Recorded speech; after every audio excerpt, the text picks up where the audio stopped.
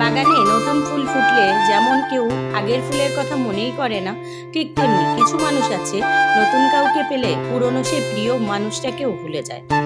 আসসালামু আলাইকুম, জেনিন বাংলাদেশি ব্লগার থেকে আমি জেনিন চলে এলাম নতুন একটা দিনে নতুন একটা ব্লগ ভিডিও নিয়ে।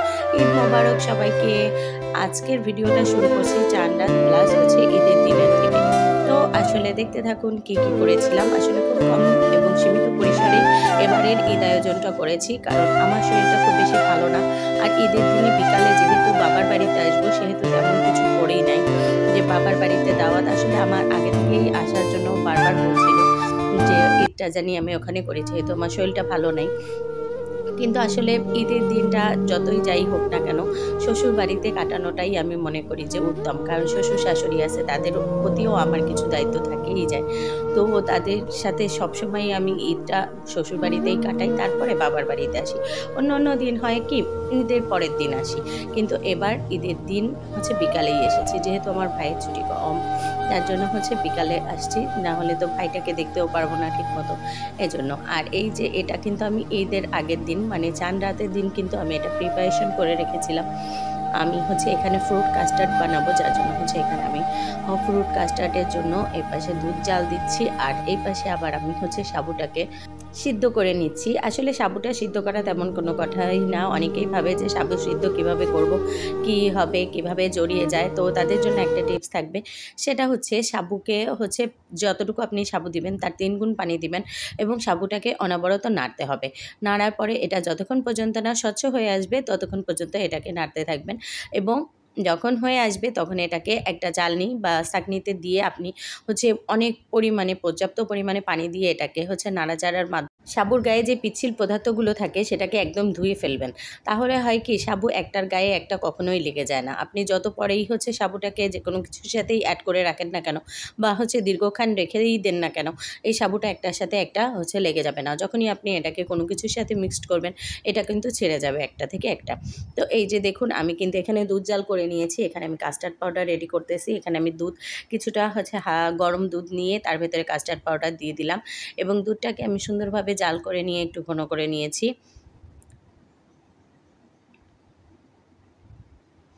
আর দুধটাকে একটু ঘন করে নেওয়ার পরেই আমি কিন্তু এখানে কাস্টার্ড পাউডারটা দিয়ে দিলাম, দিয়ে দিব চিনি এবং একটু লবণ দিয়ে সুন্দর করে দুধটাকে ঘন করে এনে তারপর হচ্ছে একটু ঠান্ডা করে আরেকটা পাত্র এখানে আমি সেট করেছি। যেহেতু আমি দ্রুত অনেক কিছু দেখাতে যাচ্ছি, যেহেতু আমি আপনাদেরকে মানে বলেই বোঝাচ্ছি যে এই যে আমি দুধটাকে কিন্তু এখানে ঠান্ডা করে নিয়েছি, একদম রুম টেম্পারেচারে হচ্ছে করে নিয়ে এসেছি, কারণ গরম দুধের ভেতরে এগুলো দিতে যাবেন না। ঠান্ডা করেই হচ্ছে সাবুটাকে আমি দিয়ে দিয়েছি। এই দেখেন, আমি সাবুটা যখনই মিলাচ্ছি একটার সাথে একটা কিন্তু মিলে যাচ্ছে না। তো অনেক ক্ষেত্রে হয় কি, অনেকেরই এই প্রবলেমটা হয় যে সাবু কিন্তু ছাড়তে চায় না, গায়ে গায়ে লেগে থাকে। তো তাদের জন্য ওই যে আমার ওই টিপসটা অবশ্যই ফলো করবেন, দেখবেন আপনাদের সাবুও একটার সাথে একটা কখনোই লেগে থাকবে না। একদম মানে পারফেক্টভাবে সবগুলো একটা আরেকটার থেকে আলাদা হয়ে যাবে। আর এই যে দেখুন, আমি সাবুগুলোকে হচ্ছে দুধের সাথে মিলিয়ে একদম ঠান্ডা করার জন্য, বাকিটা পুরোই ঠান্ডা করার জন্য আমি হচ্ছে ফ্রিজে রেখে দিব। মানে এই দুধ এবং সাবুটাকে আমি পুরোপুরি ফ্রিজে রেখে ঠান্ডা করে নিব। তারপরে যখন আমরা এটাকে খাবো তার আগে কিন্তু আমরা ফ্রুটসগুলো অ্যাড করে দেব। তো আপনারা চাইলে ফ্রুটসগুলো আগেও অ্যাড করে হচ্ছে ফ্রিজে রেখে দিতে পারেন, কিন্তু সবথেকে বেটার হয় হচ্ছে ফ্রুটসের কালারগুলোও ঠিক থাকে যদি আমরা যখন এটাকে সার্ভ করব, এটা ঠান্ডা ঠান্ডা তার ভেতরে ফ্রুটসগুলো দিয়ে তারপর সার্ভ করলে এটা দেখতে যেমন লোভনীয় হয় তেমনি খেতেও কিন্তু মজা হয়। আর এই যে দেখুন, আমি এখানে ফ্রুটসগুলো হচ্ছে কেটে নিয়েছি। এখানে আমি ফ্রুটস হিসাবে নিয়েছি হচ্ছে আঙ্গুর, বেদানা, কলা এবং হচ্ছে এখানে আপেল। তো আপনারা চাইলে আরও কিছু ফ্রুটস অ্যাড করতে পারেন। তো আসলে আমি আজকে যে ফ্রুটসগুলো আমার হাতে নাগালে ছিল, আসলে বাসায় যে ফ্রুটসগুলো ছিল সেগুলো দিয়েই তৈরি করতেছি। তো এই যে আমি ফ্রুটসগুলোকে কেটে নিয়েছি। তো আমি এখানে কিন্তু আঙ্গুরটাকে 2টা শেপে কেটেছি। একটা হচ্ছে একটু লাভ ট্রায়াঙ্গেল করে কেটেছি, একটা গোল গোল করে কেটেছি। তো এক এক করে আমি সমস্ত ফ্রুটসগুলো মিশিয়ে দিব। আর এই ফ্রুটস কাস্টার্ডটা খেতে কিন্তু অনেক মজার হয় এবং বানানোটাও কিন্তু খুবই সিম্পল। দেখতেই পারলেন কতটা অল্প টাইমে আপনারা এটা বানিয়ে রাখতে পারেন। তো এটা যদি আপনাদের বাসায় মেহমান আসে বা সামনের ঈদ, রোজা, ইফতার সমস্ত কিছুতে কিন্তু এরকম ফ্রুট কাস্টার্ডটা কিন্তু জমে যায়। আমরা কিন্তু রোজার সময়ও এটাকে করেছিলাম, কারণ এটা অনেক মজা হয়। আর রোজার সময় তো এটা পুরো জমেই গেছিলো আমাদের, মানে কি বলবো, এত মজা লেগেছে। সমস্ত রকম ভাজা পোড়া এক সাইডে, এটা আর এক সাইডে, মানে এটা কিন্তু অনেক মজা হয়। আর অতিথি আপ্যায়নে কিন্তু এরকম একটা, যেহেতু আমাদের এবারে ঈদটা গরমে পড়েছে, সেহেতু অতিথি আপ্যায়নে এরকম একটা ঠান্ডা ঠান্ডা ফ্রুটস যদি কাস্টার্ড থাকে তাহলে কিন্তু সবার হচ্ছে আকর্ষণ থাকবে এটার দিকেই। সব কিছুই তো আমরা খাই, আর ঈদের সময় তো একটু ডেজার্ট আইটেমটা আমরা একটু বেশিই খাই, সেমাই থেকে শুরু করে যে কোনো মিষ্টি জাতীয় জিনিস কিন্তু সকালবেলায়, ঈদের সকালেই আমরা প্রিপারেশন করি। তো এটা আমি রাত্রেই করে রেখেছি যাতে আমার হচ্ছে ঠান্ডা ঠান্ডা এটা সার্ভ করতে খুব সুবিধা হবে এবং মেহমানদের দিতেও খুব হচ্ছে সুবিধা হবে, এবং হচ্ছে মেহমানরাও এটা খেয়ে কিন্তু খুবই পছন্দ করে। যে দেখুন আমার ফ্রুট কাস্টার্ডটা কিন্তু একদম রেডি। এই যে অতটা ঘন তো হচ্ছে দেখতেই পাচ্ছেন, খুব বেশি ঘনও না, খুব বেশি পাতলাও না। তো সুন্দর একটা হচ্ছে কালার এসেছে এবং সুন্দর হচ্ছে একটা ফ্লেভার কিন্তু এখান থেকে বের হচ্ছে, যদিও আপনারা ফ্লেভারটা পাচ্ছেন না, কিন্তু আমি পাচ্ছি খুবই মিষ্টি একটা ফ্লেভার। আর এটা খেতে যে এত মাশাআল্লাহ এত মজা হয়েছে, যাদের যাদের দিয়েছি সবাই কিন্তু অনেক পছন্দ করে খেয়েছে। সেমাই তো সবাই পছন্দ করে খেয়েছে, ঈদের দিন বলতেছে, অনেকে বলছে যে সেমাই তো সবসময় খাওয়াই হয়, এটা দাও। তো আসলে এই, আর হচ্ছে এবারের ঈদের আয়োজন খুব সিম্পল এবং ঘরোয়া। আপনারা অনেকেই অনেক সুন্দরভাবে ঈদ আয়োজন করেছেন, অনেক কিছু করেছেন, আমি দেখেছি, ভালো লাগে দেখতে। আসলে হচ্ছে আমারও ইচ্ছা করে যে আমি অনেক কিছু করি, কিন্তু শরীরের সাথেও তো কুলাইতে হবে। এবার যেহেতু শরীরটা অসুস্থ সেহেতু।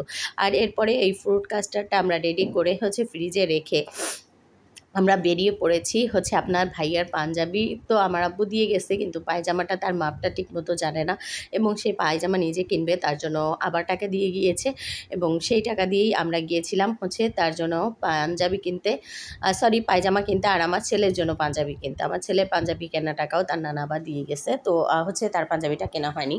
তো এবার হচ্ছে দুজনের বাপ বেটা দুজনের, একজনের পাঞ্জাবি একজনের হচ্ছে পায়জামা কিনেছি, আর মেয়ের কিছু কসমেটিক, এগুলোই হচ্ছে কিনতে গিয়েছিলাম। তো এই পরের দিন সকালে ভিডিও থেকে শুরু করতেছি। হচ্ছে ঈদের দিন সকালবেলা কোনোভাবেই যেন আমার শরীরটা চলতেছেই না, তারপরেও ঘুম ঘুম চোখে কী করব, হচ্ছে ঈদের দিন বলে কথা, সেমাই তো রান্না করতেই হবে, তো সেমাই রান্না করতে চলে আসলাম। আর এই যে এখানে দেখেন 2 কেজির ওপরে হচ্ছে আমি এখানে দুধ নিয়ে নিয়েছি, আর আমি একসাথে হচ্ছে 2টা সেমাইয়ের জন্য প্রিপেয়ার করতেছি। আর এইখানে দেখেন হচ্ছে দুধের ভেতরে আমি কিন্তু হচ্ছে কিছুটা গুঁড়ো দুধও দিয়ে দিয়েছি, দিয়ে সুন্দর করে এটাকে জাল করে নিয়ে এর ভেতরে তেজপাতা দিয়ে দিলাম। এবার দিয়ে দেব লবঙ্গ, দারচিনি, এলাচ দিয়ে এটাকে সুন্দর করে জাল করব, ঘন করা পর্যন্ত কিছুটা ঘন করে নিব। কারণ হচ্ছে দুধটা যত বেশি জাল হবে, দুধের যেই সেমাইটা, দুধ সেমাই বলেন বা লাচ্ছা সেমাই বলেন, দুধটা যতটা আপনার জাল পড়বে, দুধটা যতটা হচ্ছে জাল পড়বে ততই কিন্তু এটা মজা হয়। আর এখানে আমি ভেজে রাখা বাদামগুলোও দিয়ে দিলাম, দিয়ে আমি এটাকে সুন্দরভাবে নাড়িয়ে চাড়িয়ে নেব। চিনি কিন্তু আমি এখনই দিব না, একটু পরে দিয়ে দিচ্ছি। আমি কিন্তু অনেকক্ষণ জাল করে নিয়ে ঘন করে তারপর চিনিটা দিয়েছি।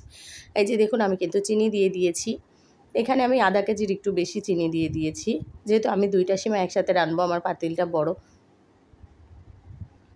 আর আপনারা তো জানেনই লাচ্ছা সেমাই রান্না করতে খুব বেশি জটিলতা ফেস করতে হয় না, যার জন্য হচ্ছে একই দুধের প্রিপারেশনেই কিন্তু 2টো সেমাই রান্না করা যায়, ঝটপট হয়েও যায় আর মজাও হয়। এভাবে যদি আপনারা তৈরি করেন দেখবেন আপনাদের সেমাইটাও হবে একদম পারফেক্ট এবং মজাদার। আর এর ভেতরে আমি একটু লবণ দিয়ে দিলাম, যারা লবণ খেতে চান না হচ্ছে মিষ্টি জিনিসে, তারা স্কিপ করবেন, কিন্তু মিষ্টি জিনিসে লবণ দিলে এর স্বাদটা দ্বিগুণ হয়ে যায়। আর এর ভেতরে এবার আমি দিয়ে দিলাম কিশমিশ। আমি পর্যায়ক্রমে সব কিছু অ্যাড করছি আর আপনাদের সাথে সেটাই শেয়ার করতেছি। আর এই যে দেখুন আমার দুধটা কিন্তু পুরো রেডি। এই যে এখানে কিন্তু আমি দুধটা আলাদা করে হচ্ছে অর্ধেকটা দুধ রেখে দিয়েছি আরেকটা হচ্ছে পাতিলে, কারণ এর ভেতরে আমি হচ্ছে লাচ্ছা সেমাই হচ্ছে রান্না করব, যার জন্য লাচ্ছা সেমাইটাকে এর ভেতরে দুধটা ঠান্ডা করে তার ভেতরে কিন্তু আমি লাচ্ছা সেমাইটা দিয়ে দিলাম। কোনোভাবেই কিন্তু আপনারা লাচ্ছা সেমাইটা গরম দুধে দিতে যাবেন না, তাহলে সেমাইটা গলে যায় এবং সেটা কিন্তু খেতেও ভালো লাগে না। আর আপনাদের সাথে আসলে শেয়ার করা হয়নি, বাকিটা আমি হচ্ছে যেই দুধটা রেখেছিলাম ওর ভেতরে আমি হচ্ছে দুধ সেমাই রান্না করে নিয়েছি। বলে বাবা বলো, তো আব্বা আমার বলো বাবু, ওরে বাবা, আসসালামু আলাইকুম। আর ঈদের দিন সকালে আসলে শরীরটা এত বেশি খারাপ, যখন শরীর অনেক বেশি খারাপ থাকে তখন কিন্তু পৃথিবীর কোনো কিছুই ভালো লাগে না। তো আমারও কিন্তু এখানে রান্না বান্নার কোনো কিছু ভিডিও করতে আর ভালো লাগছে না। তো এই যে আমি এখানে কিন্তু গোশটাও রান্না করছি।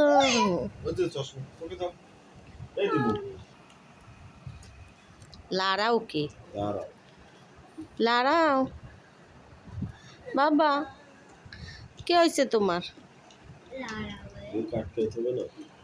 চশমা চোখে দাও, মাম্মি ছবি তুলতেছে, মাম্মির দিকে বলো ঈদ মোবারক বলো। ঈদ মোবারক। বলো আপু বলো। একটু দাঁড়াও এবার, একটু দাঁড়াও। ওঠো ওঠো ওঠো। থাক থাক। থাক ওঠো, দাঁড়াও ঈদ দাঁড়াও। মোবারক। এই যে থাক। আর আমার ছেলেকে পরবর্তীতে পাঞ্জাবি খুলে আবার রামপার পরিয়ে দিয়ে এলাম। মেয়ে ছেলে সবার কথাও একটু শোনাইলাম। আপনার ভাইয়ের সাথে মজা করছি। এই যে রান্নাবাড়া কমপ্লিট, এখন খেতে বসবো। এই নলিটা নিয়ে একটা ইতিহাস আছে, এটা যে সবার পাত থেকে ঘুরতে ঘুরতে লাস্ট অব্দি আমার পাতেই চলে এসেছে। কি আর বলবো, সবাই মিলে কিন্তু এটাকে খেয়েছি। এর ভেতরে এত শ্বাস ছিল যা বলার মতো না। তো সবাই ভালো থাকবেন, সুস্থ থাকবেন। আল্লাহ হাফেজ, ঈদ মোবারক।